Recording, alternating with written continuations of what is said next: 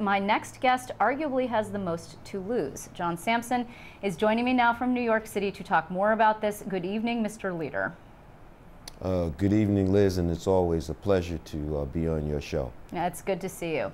So what is the status at the moment? The Republicans are looking pretty optimistic. They think they're going to be able to take a race on Long Island and also take a race in Buffalo, and that would put them in charge. Well, Liz, I feel very confident. Once there is a full, fair, and honest counting of all the ballots, we will maintain the majority. And let me just take you and let's look at this. You know, Susie Oppenheimer, we're up in that race. If you look at the districts in Western and also in Nassau County, they are Democratic leaning. And if you look at the candidates, what is separating them is less than 0.5% of the vote in those districts. And another thing you need to understand is there are thousands of emergency ballots, absentee ballots, and affidavit ballots that are still out and existing. And in addition, there are a tremendous amount of discrepancies with respect to a lot of these machines. Take, for example, this week in Buffalo, Monday, when they went to recanvass the machines, they put the memory stick in the machine and it didn't register. Furthermore, they took a ballot that was initially marked valid on election day, and when they went to rescan the ballot, it was marked unreadable, void. So there's tremendous amount of discrepancies with respect to these machines, and we believe that once there is a full, fair, and honest accounting of all these votes, we will maintain the majority. Okay, but Leader, the problem here is that just today, the Chief Judge Jonathan Littman, having received a request from Governor-elect Andrew Cuomo, has said he wants to fast-track all this and make sure that it is done prior to the end of December, so there is no question about who will be controlling the chamber going into 2011. This is something that Andrew Cuomo wants. Do you agree with that, and are you upset about it? I mean, if this is expedited, it wouldn't be good for the Democrats. You know, I agree that this process needs to be timely and that every vote needs to be counted.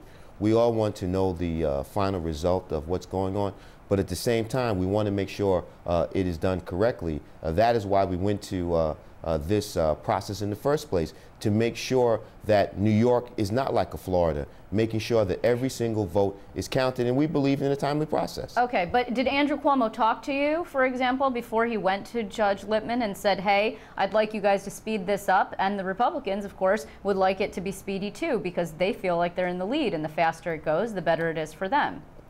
Liz, first things first, one, democracy, there's no statute of limitations with respect to democracy. Second of all, the governor-elect did reach out to me, and he indicated that he will be sending a letter to Chief Judge Littman and asked him that he speed up the process. I have no problem with this process being sped up and making sure to ensure that all votes are counted, and that's what we're asking for. This is why this process was instituted in the first place, to make sure that there is a paper record if there are any discrepancies. And you can see when these votes, when these machines were implemented back in September with the Democratic primary and the primaries, and also now in the general election, discrepancies exist.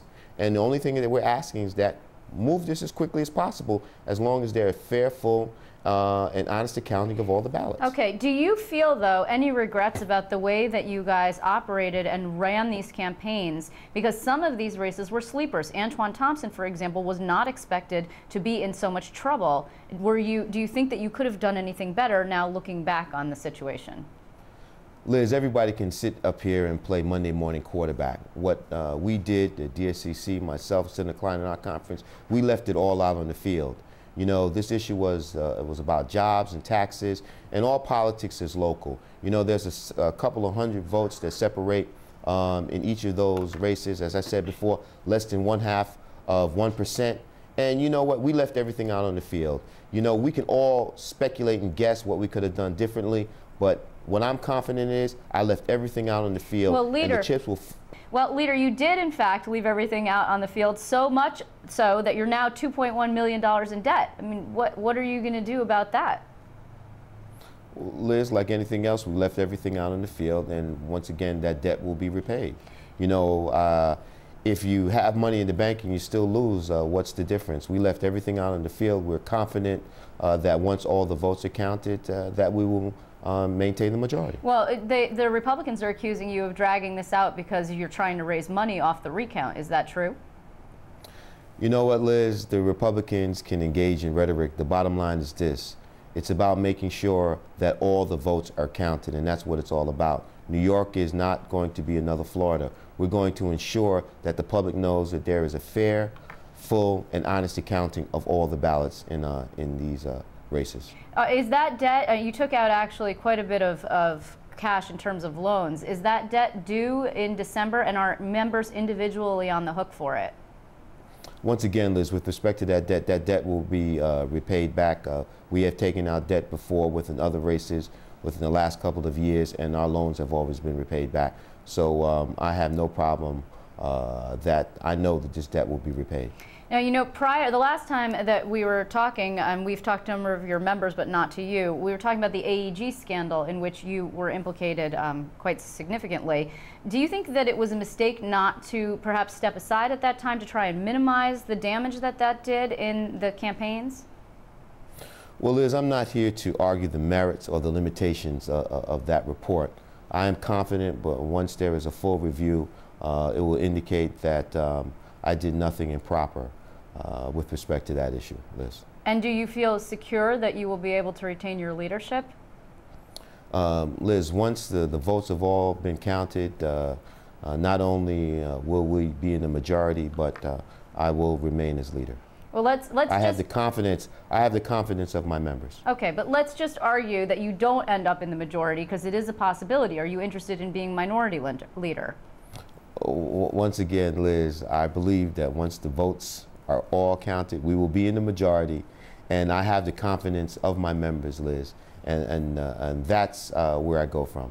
You know, Governor Patterson actually thinks that it's possible that the Republicans are going to be in charge. Have you had a conversation with him about that? Well, I mean, that's Governor Patterson. He can have his opinion like everybody else can have their opinion, but it's not based upon opinion, it's based upon facts. There's still a lot of paper out there. We're less than 0.5% within Western New York and also in Nassau County. And I believe once the ballots are all counted, we will be in the majority. Okay, well, I want to thank you very much, Democratic Conference Leader John Sampson, for joining us. It's good to see you. Thank you, Liz.